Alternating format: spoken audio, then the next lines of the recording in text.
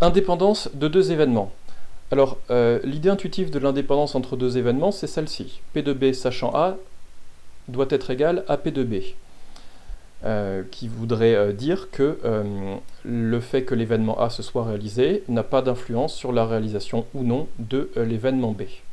Bien sûr, la simple existence du nombre P de B sachant A nécessite l'hypothèse que P de A doit être non nul.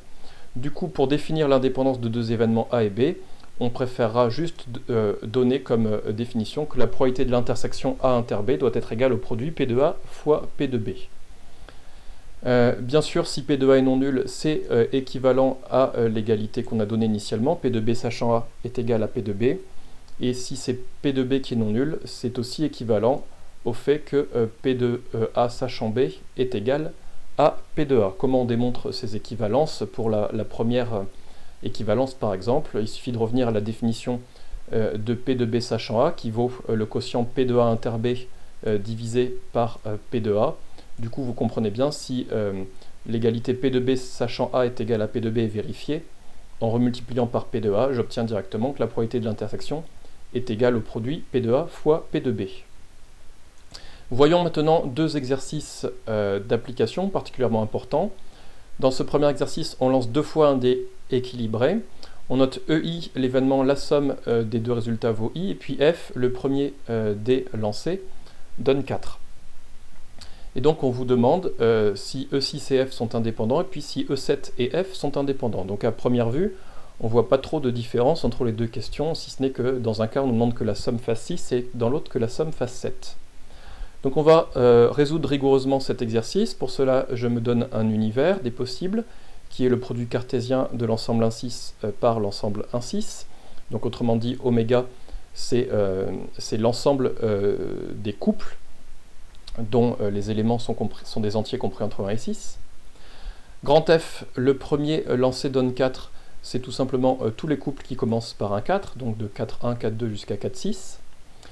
Et puis E6, donc je dois avoir des issues dont les deux résultats me donnent 6. Donc vous voyez évidemment, j'ai 1,5, 2,4, 3,3, 4,2 et 5,1. J'ai bien pris tous les cas possibles pour le D numéro 1. Donc pour le D numéro 1, il peut bien prendre la valeur 1, ou 2, ou 3, ou 4, ou 5, et puis par contre pas la valeur 6, parce que s'il prend pour valeur 6, la somme sera forcément au moins égale à 7. Je fais la même chose avec E7, donc en réfléchissant sur le D numéro 1, le D numéro 1 il peut faire cette fois 1, 2, 3, 4, 5 ou 6, à chaque fois je complète avec la bonne valeur pour le D numéro 2. Et évidemment, il y a une question qui est légitime. On pose par exemple ici, on prend bien l'événement, enfin l'issue 2,4 et l'issue 4,2 par exemple. Effectivement, ce sont deux issues différentes. Le premier dé fait 2 et le deuxième fait 4 pour l'issue 2,4, et puis l'issue 4,2 c'est le premier dé fait 4 et la deuxième issue fait 2. Pour le couple 3,3, évidemment, il n'est pas question de faire apparaître deux fois une même issue, ça n'aurait aucun sens. Il n'y a bien qu'une seule et même issue qui est le premier dé fait 3 et le deuxième dé fait 3. Donc vous voyez bien qu'effectivement qu'on obtient une possibilité en moins pour E6 par rapport à l'événement E7. Donc on calcule la probabilité de ces différents événements. On a muni oméga de la probabilité uniforme. En effet, les dés, c'est écrit ici qu'ils sont équilibrés. Donc la probabilité de F, c'est cardinal de F sur cardinal de oméga. F, il y a bien sûr 6 issues dans F et 36 issues dans oméga. On sait que le cardinal d'un produit cartésien est égal au produit des deux cardinaux, donc 6 fois 6. Donc j'obtiens P de F égale 1 sixième. Ensuite, P de 6, 5 issues favorables sur 36 issues possibles, donc ça fait 5 sur 36. Et P de 7, ça fait 6 sur 36, donc il s'avère que ça fait 1 sixième après simplification. Maintenant, ce qui m'intéresse, c'est l'événement en fait E6 inter F. Donc E6 inter F, on peut le calculer explicitement. On voit qu'il n'y a qu'une seule issue, c'est l'issue 4,2. Donc du coup, la probabilité de E6 inter F, c'est 1 sur 36. Donc P de E6 fois P de F, ça fait 5 sur 36 fois 1 sixième. Donc la probabilité de E6 inter F, c'est 1 36e. La probabilité de E6 fois la probabilité de F, c'est 5 sur 36 fois 6. Donc on voit que ces deux nombres ne sont pas égaux. On pourrait les même mettre au même dénominateur en multipliant par 6 en haut et en bas dans cette quantité. J'obtiendrai 6 au numérateur alors que là j'ai 5. Donc l'égalité n'est pas respectée. Donc E6 et F ne sont pas indépendants.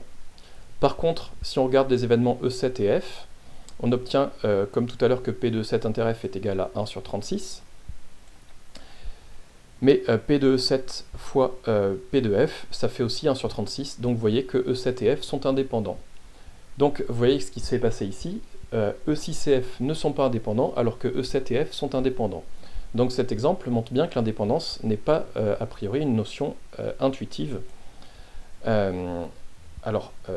C'est pas une notion intuitive, cela dit, lorsqu'évidemment on prendra deux événements qui n'ont aucun lien entre eux.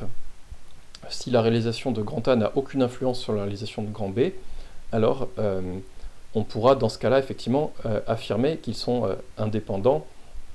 Par exemple, si je regarde, si je lance un dé bleu et un dé rouge, évidemment, on peut, sur deux tables différentes, pour pas qu'il y ait de choc, on pourrait très bien affirmer que le résultat du dé bleu est indépendant du résultat du dé rouge. Quoique, on pourrait en discuter.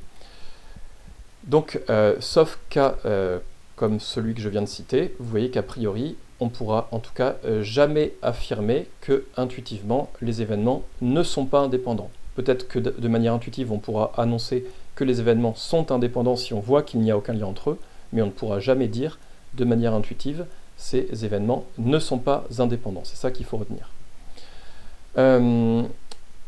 Attention, ne pas confondre la notion d'indépendance et celle d'incompatibilité, évidemment, ça n'a absolument rien à voir.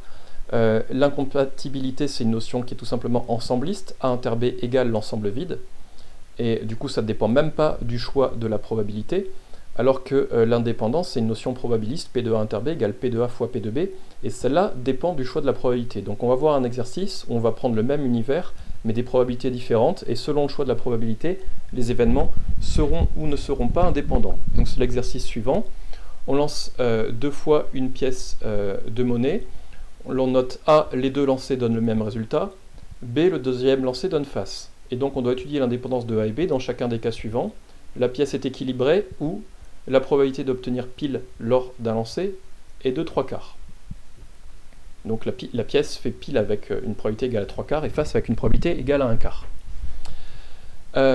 Donc oméga ici, c'est des couples constitués de P et de F, pile et face, très bien. Et j'ai noté FI, l'événement obtenir face au ième lancé.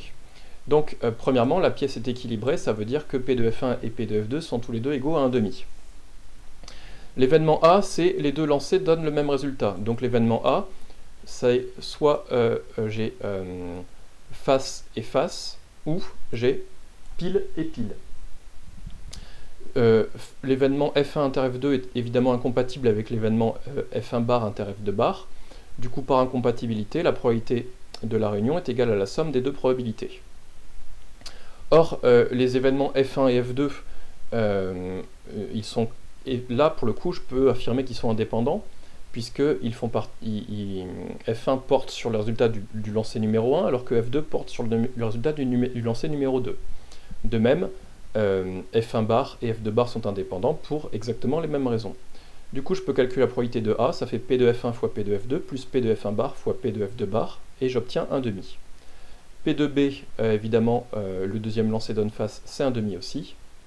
Et pour calculer la probabilité de A inter B, je ne peux pas le faire directement.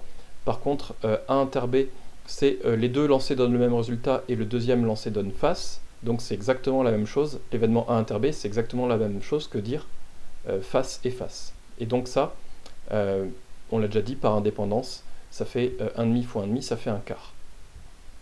Donc vous voyez que dans ce cas-là, les événements sont bien indépendants, et je ne vais pas forcément redévelopper les calculs, mais cette fois, lorsque la pièce est truquée, on peut reprendre, les détails des calculs sont exactement les mêmes, c'est juste les applications numériques qui changent, et dans ce cas-là, vous voyez effectivement que les événements A et B ne sont pas indépendants, puisque l'égalité, cette fois, n'est pas satisfaite.